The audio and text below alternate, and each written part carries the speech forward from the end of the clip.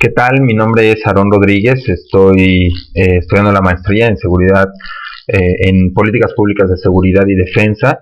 Eh, Quise añadir este video de modo que sea un poco más sencillo para mí poder explicar cómo es que podemos analizar la realidad internacional desde otras perspectivas y no solo de la geopolítica.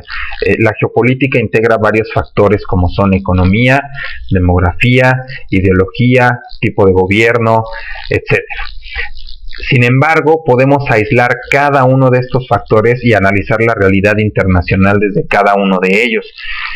Por ejemplo, económicamente podemos ver en una organización internacional como la OPEP, la Organización de Países Exportadores de Petróleo, que controlan la realidad internacional de los precios del barril y no necesariamente están unidos por una frontera o están cercanos uno del otro. Uno de los países miembros, por ejemplo, es Venezuela, y al día de hoy la OPEP trae los barriles de petróleo por los suelos, más o menos entre 70 y 80 dólares por barril, dependiendo también de la mezcla, pero es una realidad internacional que no se refiere específicamente a una zona geográfica, independientemente de que todos los países, no todos, una gran parte de los países de Oriente Próximo se encuentran dentro de los países que más petróleo exportan y sobre todo de las mezclas más puras para que tengan que ser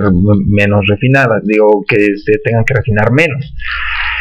Entonces, la geopolítica, por etimología, es una parte, una región terrestre de tierra, puede ser un estado-nación o puede ser un bloque económico regional. Sin embargo, la realidad internacional también se puede ver o se puede analizar desde una perspectiva económica, desde bloques regionales que no son frontera o que no tienen frontera o que no comparten una misma región terrestre, como es el caso que menciona del OPEP. De la misma forma también se puede analizar de forma militar, por ejemplo con la Organización del Tratado del Atlántico Norte, que está puesta en las lecturas. Es una realidad internacional de la cual nos podemos analizar muy bien cómo es que los centros de poder militar o cómo es que presionan algunos países a otros o a ciertas regiones del mundo, independientemente de que estos compartan fronteras o no.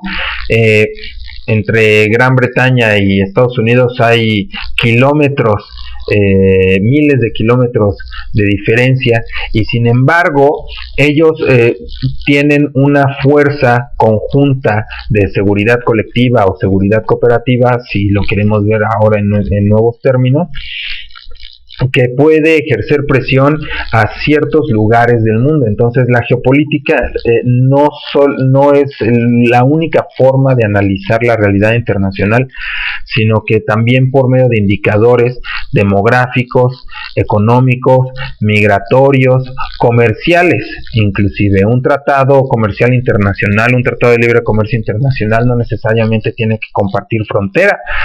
Tenemos, por ejemplo, en México, uno de los países con más tratados de libre comercio, tiene tratado de libre comercio con la Unión Europea, y eso implica que tiene un mercado abierto muy grande a diferentes países. No tuvo que hacer tratados de libre comercio con diferentes países, sino con una sola unión, una sola asociación, una sola organización, y con ello tiene acceso a la gran mayoría de países que conforman la Unión Europea.